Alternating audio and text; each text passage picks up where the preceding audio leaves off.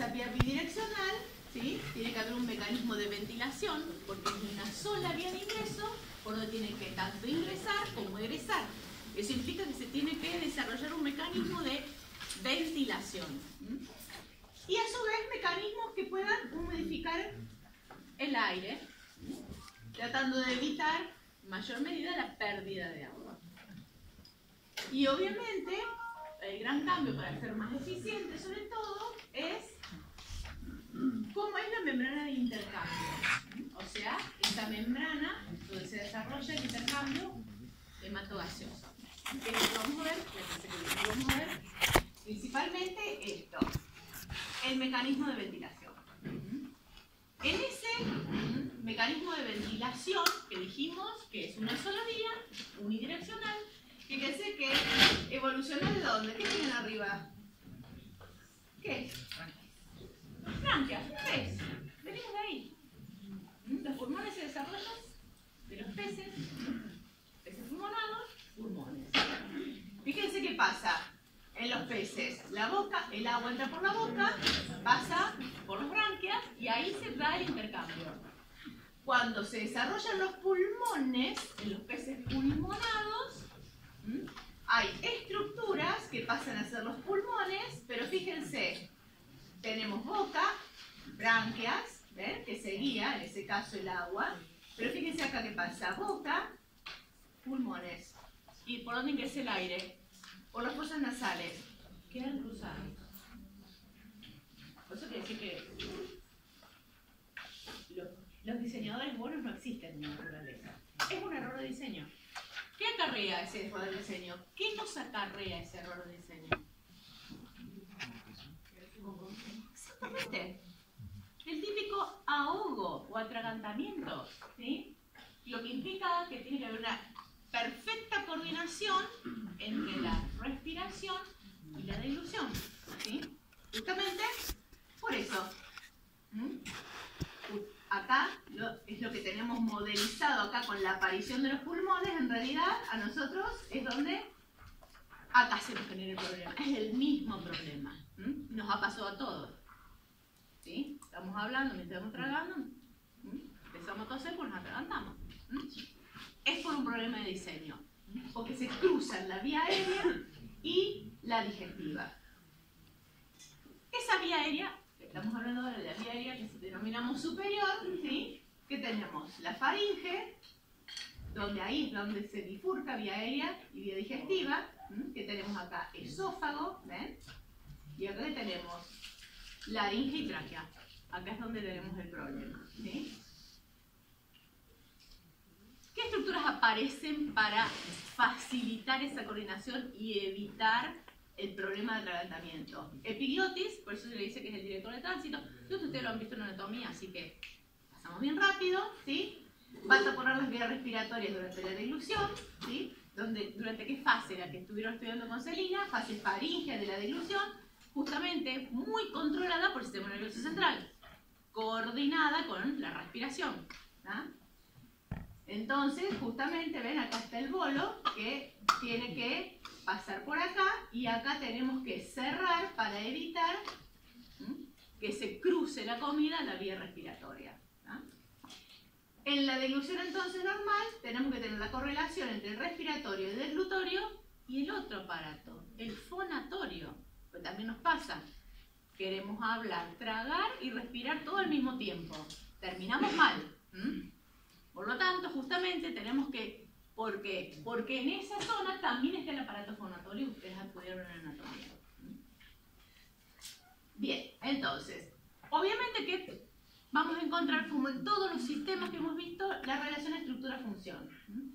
En la vía respiratoria superior, que llamamos, en el límite donde tenemos boca, nariz, faringe y laringe. Y la inferior, donde tenemos tráquea, bronquios, bronquiolos respiratorios. Vía aérea inferior y superior. Ahora, en toda la vía aérea se van a dar los mismos mecanismos que participan de ¿qué?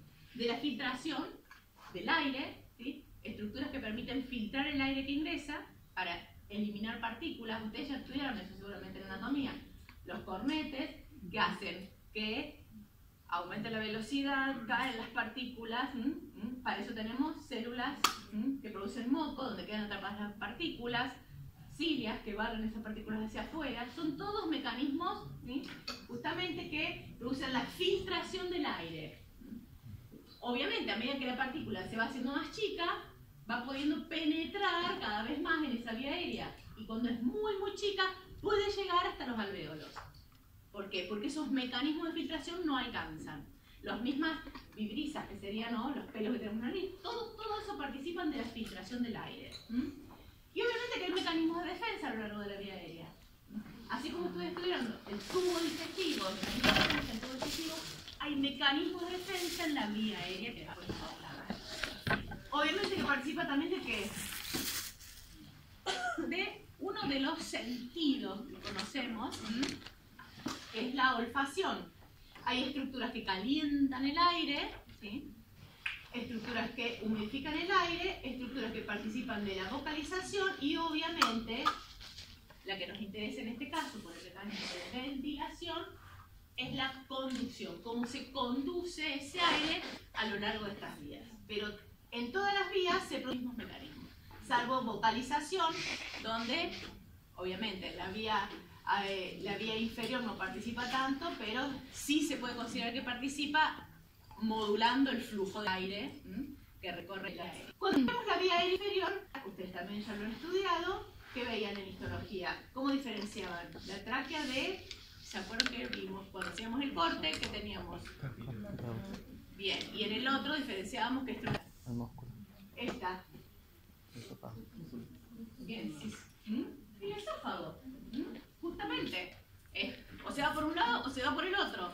O tráquea o esófago. Entonces en el corte pueden diferenciar la tráquea del esófago justamente porque tiene una estructura cartilaginosa que la sostiene y le da forma en ese preparado histológico. Obviamente que va a tener un epitelio de revestimiento particular, que ustedes también lo estudiaron en histología. Esto es solamente repaso. ¿Sí? ¿Qué tienen ahí? Pues vamos a encontrar las cilias que hablamos, como ese mecanismo de filtración del aire, y células de Goblet que producen moco. Esto sería un modelo a partir de esta fotografía. ¿Ven? Aquí están las células cargadas de moco. Entonces va a quedar una capa de moco que va a ser movida por esas cilias. El problema es cuando por alguna razón o por algún elemento químico las cilias se inmovilizan, entonces queda acumulado el moco y no puede, eso que era un mecanismo que nos ayuda a filtrar, pasa a ser un mecanismo que ocluye la vía aérea. Después cuando vamos viendo que va divergiendo en bronquios y bronquiolos, cuando lo vemos de cerca, esto que tenemos, un bronquio. Con ese bronquio, el recorrido que hace ese bronquio, fíjense que está acompañado por un nervio broncomotor. No es vasomotor, es broncomotor. ¿Sí? Típico error, mezclar. Mezclar. Porque hay cosas que participan de las dos, ¿sí?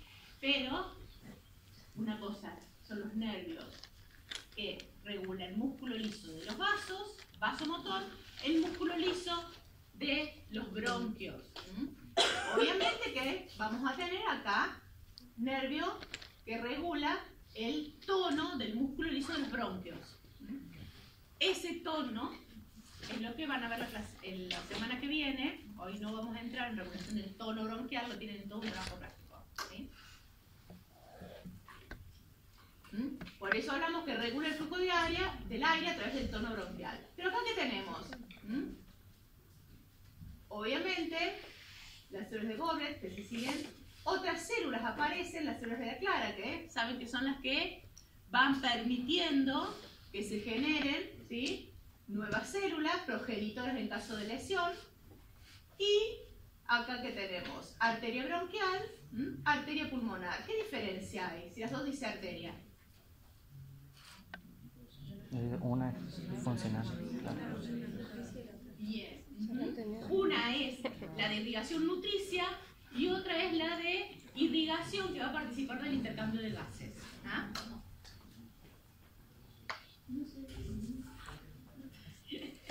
Bien, o sea que también siempre tener en cuenta. Y fíjense acá que tenemos finalmente los nervios vasomotores, porque son los que van a regular el músculo liso de esas arteriolas. O sea que tenemos todos acá. O sea que tenemos que tener en cuenta siempre que hay algunos mecanismos que regulan el tono de los bronquios y otros mecanismos que regulan el tono de los vasos, ¿sí?, que hay en ese pulmón. Algunos se comparten, algunos son opuestos, producen broncodilatación y vasoconstricción. O sea que hay que estar atento a pensar qué me están preguntando y releer la consigna, porque fácilmente se pueden confundir. Pasada la zona de conducción netamente dicha, entramos a lo que se llama zona respiratoria, que ustedes ya lo conocen también por histología, los bronquiolos respiratorios, ¿ven? Aquí están, que después se abren en ductos alveolares y todo lo que son alvéolos, una gran área para intercambio. O sea que acá tenemos, ¿sí?, bronquiolos terminales, donde ven que aparecen algunos alvéolos, por eso sigue siendo zona de conducción, donde puede llegar a comenzar el intercambio, pero la gran área de intercambio, ¿dónde es? En todos los sacos alveolares y alvéolos. Obviamente que esto se denomina pequeña vía aérea. Es a donde teóricamente los mecanismos de filtración tienen que haber actuado y ser eficientes, porque ahí no tiene que llegar ninguna partícula. Y fíjense que aparecen como mecanismos de defensa macrófagos. En esa área aparecen macrófagos de defensa, o sea que si llega alguna partícula o algún antígeno extraño, tenemos células de defensa especializadas a nivel alveolar. Y obviamente que tenemos dos tipos de células, la tipo 1 y la tipo 2. ¿Se acuerdan para qué sirven cada una? ¿Qué función tiene cada una?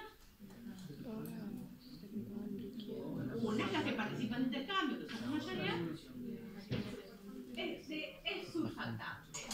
¿Qué es el surfactante?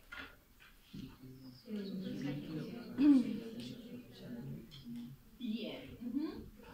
¿Cómo hace para disminuir la tensión superficial? A ver, empecemos primero. Vamos a física. ¿Qué es la tensión superficial?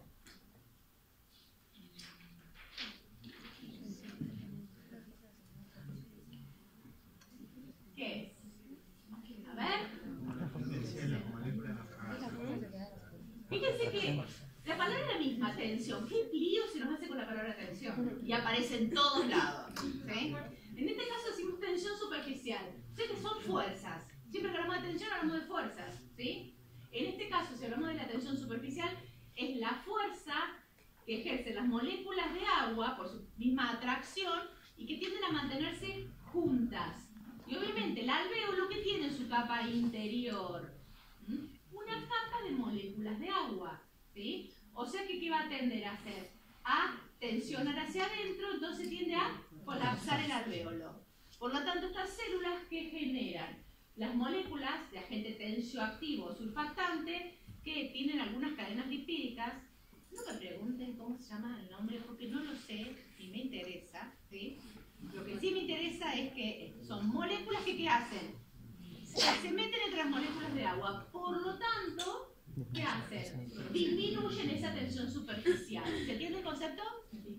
Y evitan que en el momento de la expiración, que es cuando el volumen del alvéolo es más pequeño y donde aumentaría la tensión, ¿sí?, porque se concentran esas moléculas de agua, no colapsen. ¿Ah? ¿Sí? ¿Se entendió entonces el concepto? Bien. ¿Sí?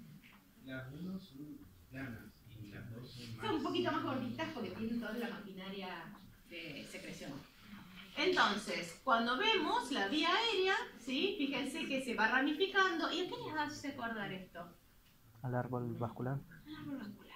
O sea, se cumplen las mismas leyes físicas que cuando hablamos del árbol vascular. ¿Sí? En vez de la tráquea, nosotros decíamos aorta. ¿Se entiende? ¿Sí? Y después que se va abriendo en los dos bronquios, por lo tanto, también el área de sección transversal aumenta a lo largo que avanzamos en el árbol respiratorio, va disminuyendo, a su vez, ¿qué cosa? El diámetro, por lo tanto, ¿sí? Puede aumentar la resistencia. ¿Sí? Son las mismas, exactamente las mismas. Bien, y a su vez, fíjense que acá está representado que la estructura desde, fíjense, el tamaño del epitelio, cómo va disminuyendo, desde células bien cilíndricas, ciliadas, a planas. Después, células de Goblet que desaparecen en la respiratoria, aparecen más, ven, las de la clara, las células ciliadas que desaparecen en la parte respiratoria, distintas glándulas que pueden secretar otras cosas, pueden desaparecer a nivel alveolar, el cartílago obviamente que va desapareciendo a medida que vamos recorriendo el árbol, ven que acá se ve eso, y acá que tenemos células musculares, ¿sí? ¿Por qué? O sea, células musculares son las que acompañan los bronquios, los bronquiolos. Después desaparecen. Y fíjense que acá aparecen nuevamente. ¿Qué tenemos? Células musculares, fibras elásticas. ¿A qué les suena? Los vasos sanguíneos. ¿Sí? Igual, fibras elásticas aparecen. O sea que vamos a tener también un juego entre las fibras elásticas y los otros constituyentes del pulmón. Fíjense que las fibras elásticas están a todo largo y sobre todo también en el parénquima pulmonar, no solo en la vía respiratoria. Entonces, esto sería un resumen de todo lo que dije en una tablita, ¿sí? Era para que sinteticen la información. Entonces, donde tenemos sintetizada la relación estructura-función. Entonces, después de haber revisado la relación estructura-función, vamos al evento que nos llama bien fisiológico, que es la ventilación pulmonar. Fíjense cómo se define: procesos que generan flujo de aire entre la atmósfera y el sistema pulmonar, son las de conducción respiratoria y que dependen de un gradiente de presión. Mismo concepto que cuando hablábamos de flujo de sangre, que de qué depende, del gradiente de presión. En este caso, el gradiente de presión no está generado por las sístoles, que va disminuyendo su presión hasta llegar nuevamente a la aurícula, sino porque está generado el gradiente de presión por los cambios de volumen gracias a la caja y al músculo respiratorio. Y encima tenemos que invertir constantemente en cada ciclo respiratorio ese gradiente de presión, porque tenemos que hacer que el aire entre y que el aire salga. Entonces en cada ciclo respiratorio estamos dando vuelta a ese gradiente para generar que el flujo de aire sea bidireccional. ¿Cómo se genera entonces? A través de lo que se conoce como mecánica respiratoria. Lo que ustedes conocen como inspiración y expiración. También, esto todos lo conocen, porque lo han visto.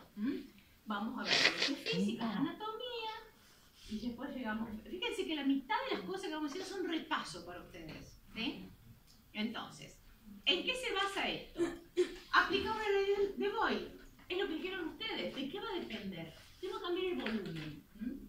Entonces, la presión de un gas es inversamente proporcional al volumen de su continente.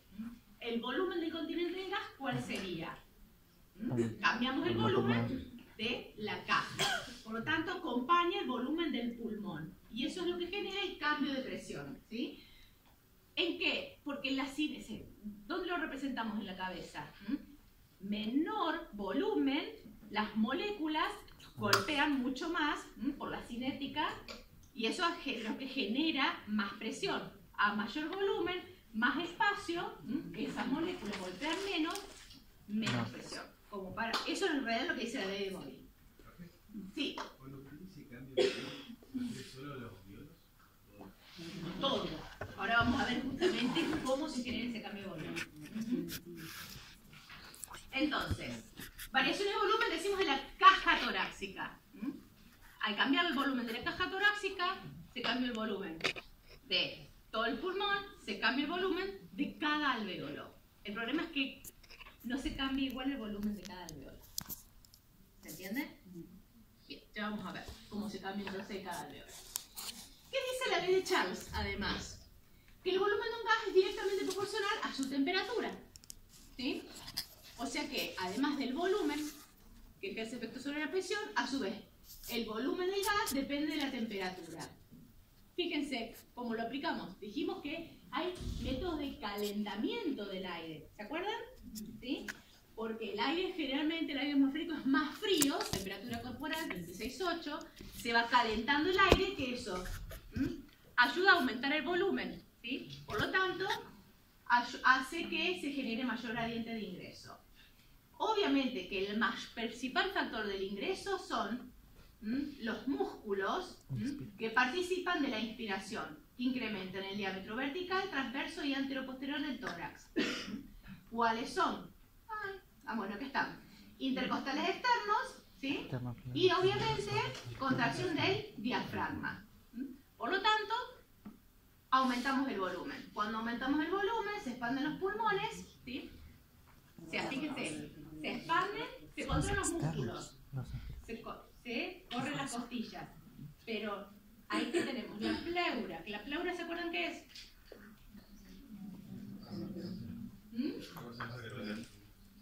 Pero no solo los pulmones, recuerden que es como una bolsa sellada, está la mitad pegada al pulmón, la otra mitad pegada a la caja torácica. Por lo tanto, estiramos la pleura y estiramos todo el pulmón, parénquima junto con los alvéolos. Por eso aumenta el volumen de todo, ¿sí? Y cae la presión del aire. En la estiración, fenómeno que consideramos pasivo, porque es por la relajación de los músculos anteriores, salvo que estemos generando activamente contracción de otros músculos que colaboran, que serían los de la expiración activa. ¿Qué pasa? Logramos que se relajan los pulmones, ¿sí? Perdón, se relajan los músculos, reduce la caja torácica, pero a su vez, ¿qué dijimos que tenía el pulmón? Muchas fibras elásticas. Por lo tanto, esas fibras elásticas que se habían estirado en la inspiración, ¿qué hacen? Traccionan y colaboran con que disminuya el volumen del pulmón.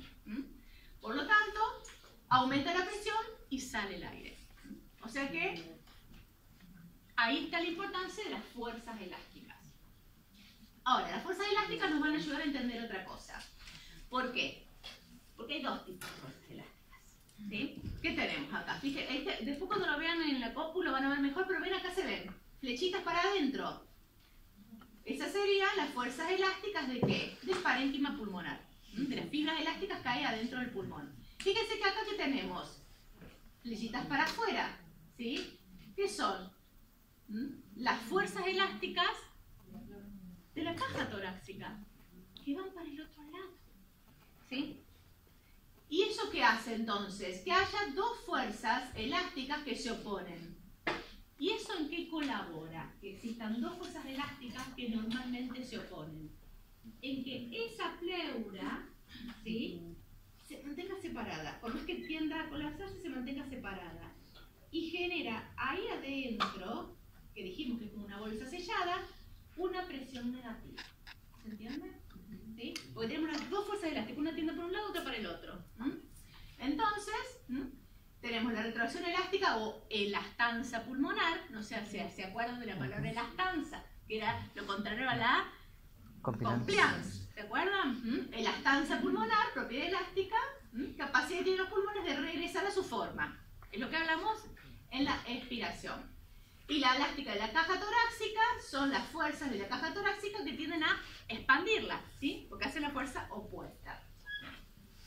Entonces, justamente esas fuerzas opuestas que hacen que este espacio virtual que está acá, ¿sí?, se mantenga separado. Las dos pleuras se mantengan separadas. Y genera adentro de esa pleura una presión, que es lo que se llama presión intrapleural. Entonces, fíjense acá, cuando ven los numeritos van a ver que esa presión intrapleural no es la misma en el ápice y en las bases del pulmón.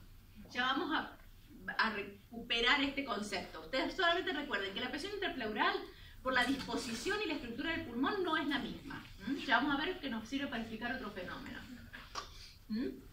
¿O por qué? Acá que tenemos la hoja parietal y la hoja visceral. Tiene el rastro opuesto, la presión es negativa, subatmosférica, por eso siempre van a verlo con números negativos, ¿sí? Al final de la expiración, fíjense, es de menos 4 centímetros de agua. ¿Qué quiere decir? 0 se considera la presión atmosférica, menos 4 quiere decir que tiene menos 4 respecto a la presión atmosférica, ¿sí? Por lo tanto, mantiene el pulmón expandido al final de la expiración. Esa es la importancia de mantener la presión intrapleural. ¿Qué pasa cuando no se mantiene la presión intrapleural? O sea, cuando por alguna razón esa pleura visceral o parietal se rompe, ingresa aire. Por lo tanto, ya deja de ser negativa. Por lo tanto, deja de mantener estirados los pulmones y el pulmón colapsa. Y eso es lo que ustedes conocen como neumotórax, ¿sí? Al colapsar el pulmón, pierde total funcionalidad. Justamente la función de la ventilación se pierde. Listo, no tiene ninguna otra función. Por eso es muy importante el concepto de esto de la presión intrapleural. Porque sin ella no hay funcionalidad porque el pulmón colapsa, ¿sí? Fíjense cómo se observa el pulmón colapsado, ¿ven? Justamente porque ingresó aire y la presión dejó de ser negativa. Entonces, hay una interacción entre tres presiones. ¿Qué tenemos? Pulmones y caja torácica, que tenemos, por un lado, la de la caja torácica, la del pulmón, y en el medio que nos quedó la presión intrapleural. O sea que es un juego de tres presiones, en realidad, que es lo que determina el volumen pulmonar, o sea, el volumen que se va a intercambiar, lo que llamamos volumen corriente, ¿sí? Entonces, fíjense acá que tenemos, en el pulmón esa fuerza elástica que va hacia adentro, en la pared la fuerza elástica que va afuera, y la pleural que depende de la diferencia de las dos. O sea que el gradiente de presión a través de toda la pared, justamente, se llama intrapulmonar. Entonces, cuando hablamos de gradiente de presión a través de la pared, ¿sí?, que es la intraalveolar o intrapulmonar menos la presión intrapleural. Si la graficamos, no, el gráfico viene después. Entonces, vamos a tener, por un lado, una diferencia de presión que fue la primera que vimos, que es la que determina el flujo. ¿Se acuerdan? La presión del aire de la atmósfera y la presión que se genera como gradiente de presión, por ejemplo, para que ingrese el aire. Eso mantiene el flujo. Y después tenemos un gradiente de presión y una diferencia de presiones entre la pared y el alveolo, que en general lo que va a determinar es el volumen de ese intercambio. ¿Se entiende la diferencia? De un gradiente que hace el flujo y un gradiente que determina el volumen, porque va a determinar ¿qué? El grado de expansión de ese pulmón. Entonces, va a determinar el volumen que llega y con que se llena el aire. Por eso uno determina el flujo de aire y el otro, la alveolar menos la pleural, que se llama transpulmonar, es la que determina el volumen. Acá están modelizadas las dos. Este es el gradiente del flujo y este es el gradiente de presión que determina el volumen de aire que se va a ventilar. Entonces, fuerzas que producen aumento del volumen pulmonar, obviamente contracción de los músculos respiratorios. Fuerzas que se oponen a ese aumento en el volumen, las elásticas de la misma pared torácica y del pulmón, la resistencia en la vía aérea, ¿sí?, y la inercia de la pared torácica y del pulmón. Fíjense que acá apareció otra palabra, resistencia en la vía aérea. Lo van a ver en el trabajo práctico, porque comenzamos a ver resistencia en la vía aérea regulando el tono bronquial. Entonces, para sintetizar la mecánica ventilatoria, ¿qué tenemos? Obviamente, regulación nerviosa. Después vamos a ver el año que viene cómo es la regulación nerviosa. Lo que sí tienen que saber es que esa ventilación pulmonar está regulada por inervación que llega a los músculos, diafragma, por ejemplo. ¿Qué nervio inerva el diafragma? Frénico. ¿Por qué? ¿Qué tipo de músculo es? Esquelético. Es músculo esquelético, ¿sí? Los intercostales son ¿qué tipo de músculo? Esquelético, ¿sí? O sea que en realidad no está inervado por el sistema nervioso autónomo, pero está regulado por el sistema nervioso autónomo. Son como los músculos que regulan parte de la dilución, ¿sí?, que son esqueléticos. Todos esos músculos se denominan músculos vulvares. ¿Por qué?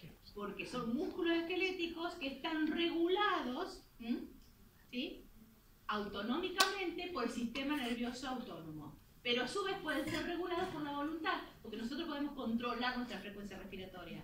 Decidimos no respirar,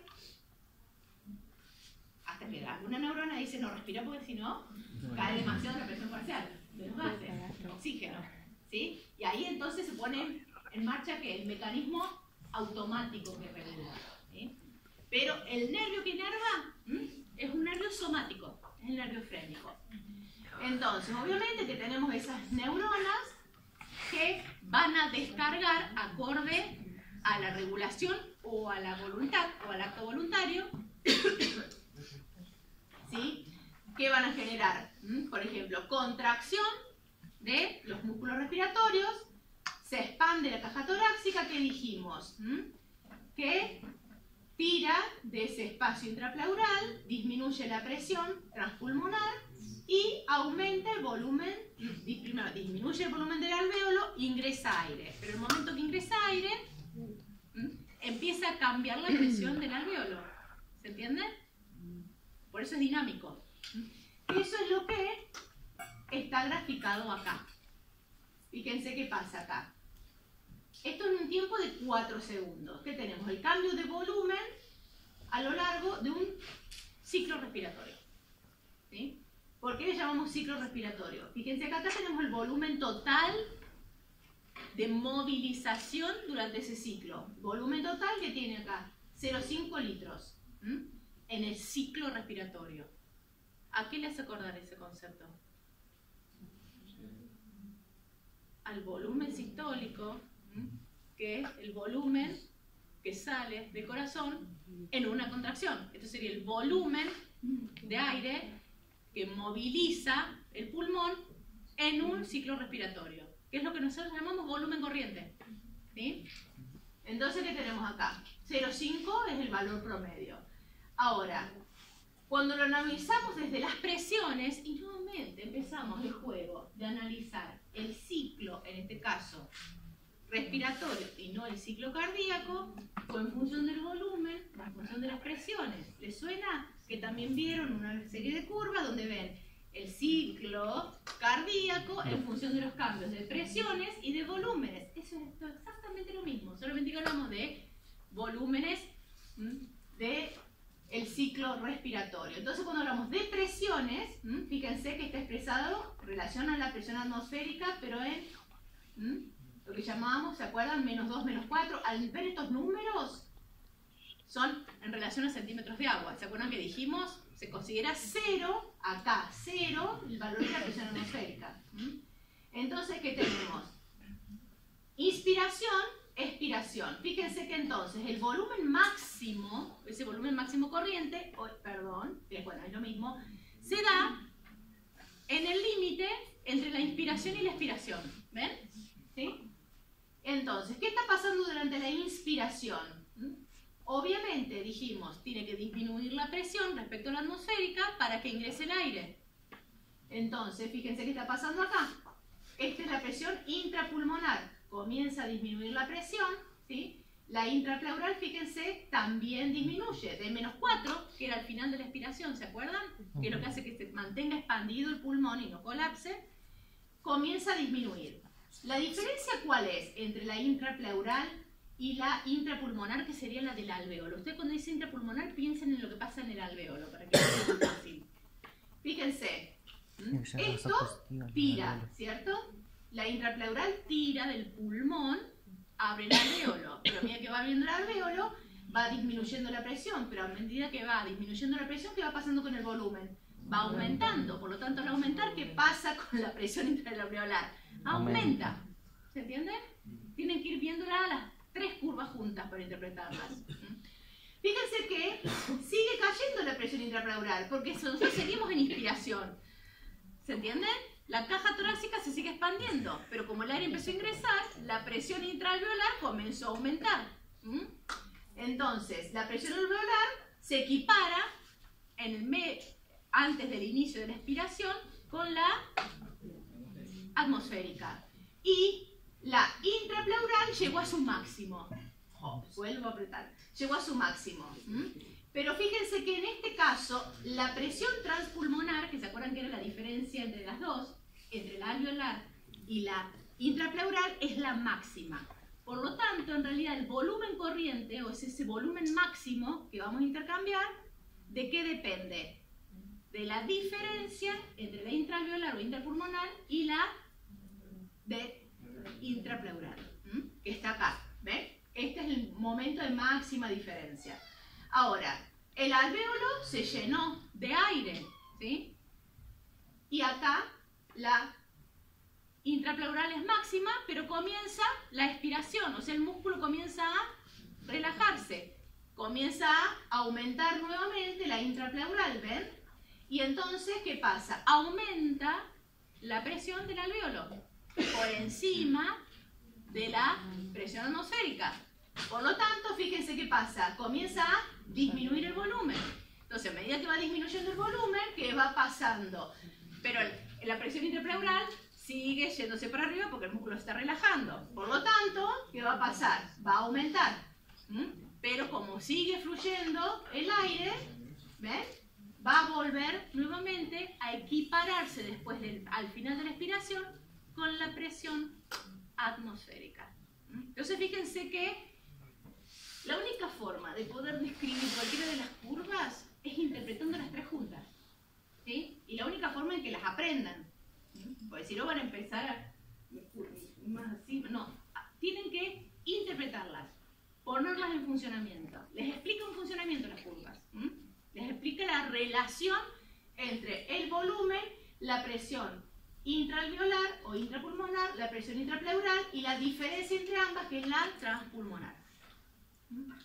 Entonces, cuando hablamos de ese ciclo respiratorio, ¿qué dijimos? Que durante un tiempo aproximado de 4 segundos se da la inspiración y expiración, donde el volumen corriente o el volumen máximo que se llega es entre 5 y 0,6, perdón, o 0,5 litros o 500 o 600 mililitros. De las dos formas lo pueden. Que sería lo que puede ingresar en ese ciclo respiratorio. ¿Está claro? Entonces, cuando hablamos de ventilación pulmonar, vamos a hacer una correlación ¿con qué? Con gasto cardíaco. Porque fíjense que ¿qué tenemos acá? Volumen corriente, que era esos 0,5, 0,6 litros, y la frecuencia respiratoria, porque esos 0,5, 0,6 litros se movilizan en esos 4 segundos. Entonces tenemos que ver cuántos ciclos se dan en un minuto.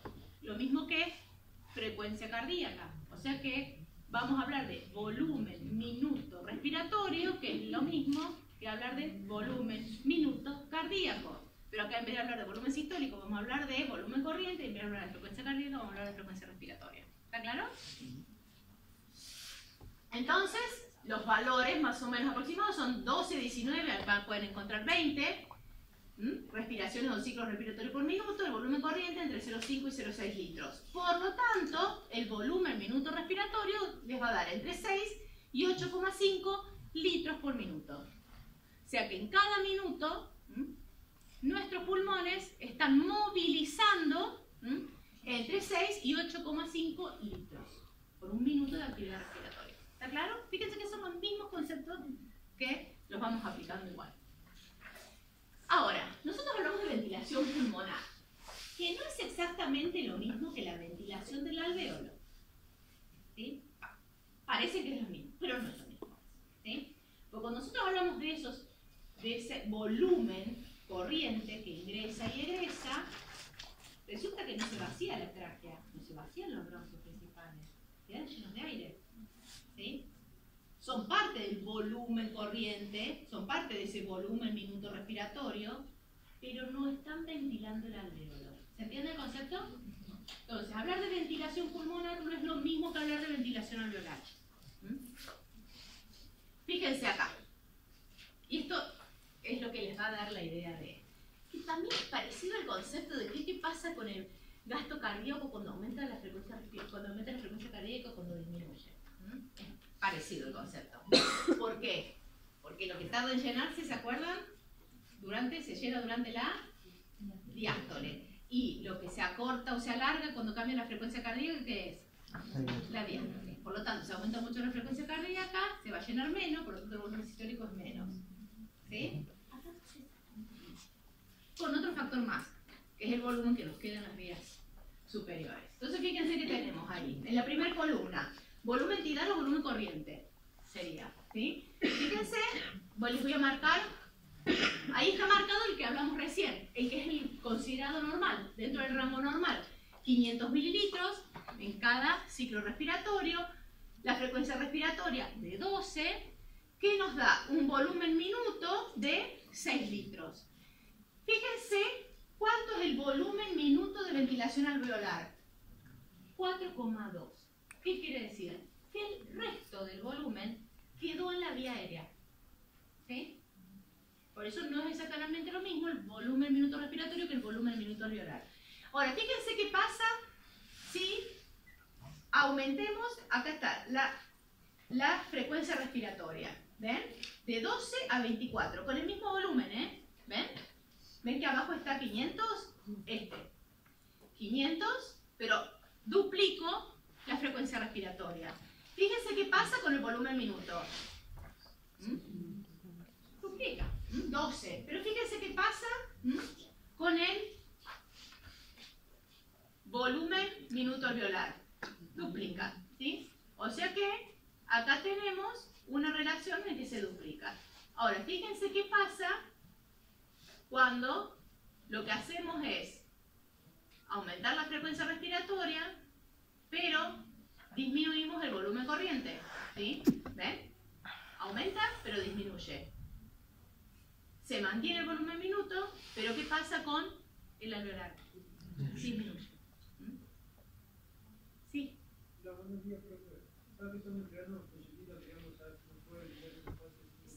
Pero ¿podrías esperar que terminemos un ratito? Terminemos a la 1. 1 menos cuarto, ponele. 1 menos cuarto. Bueno. Entonces, el concepto es ese, que no todo el volumen, que hablamos del volumen minuto respiratorio, va a llegar al alveolo. ¿Cómo se llama eso? Ustedes ya lo conocen ese concepto. De anatomía. Espacio muerto anatómico. Es el aire que no va a llegar, no se va a intercambiar porque se moviliza, pero no participa del intercambio. Queda, fíjense, en la zona de conducción. Espacio muerto anatómico. Entonces, el volumen de aire que llega va a depender de qué. O sea, el volumen alveolar, que dijimos, ¿se acuerdan que era menos? O sea que depende de el volumen corriente por la frecuencia menos que el espacio muerto por la frecuencia. Y eso es realmente lo que ventila el alveolo.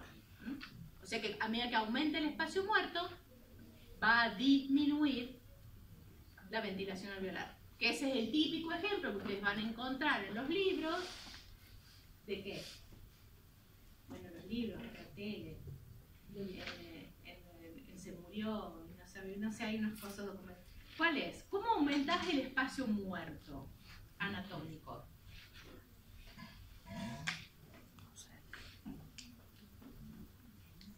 Por ejemplo, con un snorkel. ¿Qué estás haciendo? Estás aumentando el espacio muerto. Es como si tuviera un pedazo más. ¿Sí? O sea que, pues cuando cada vez que ventilás, cuanto más largo es eso, más espacio muerto tenés en la ventilación. Por lo tanto, estás ventilando cada vez menos tus alvéolos. ¿Sí? Por lo tanto, si mantenés durante mucho tiempo eso, ¿qué va a pasar? Va a disminuir tu presión parcial de oxígeno. ¿Sí? ¿Se entiende? Es una forma en la que estás aumentando el espacio muerto. Cuando estás haciendo aditamentos al volumen que estás movilizando. Menos llega al, cuanto más largo sea, más espacio muerto.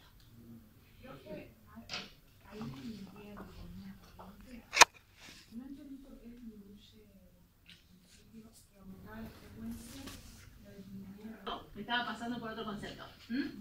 Entonces, tenemos el espacio muerto anatómico, la vía aérea. ¿Sí? Pero fíjense que además hay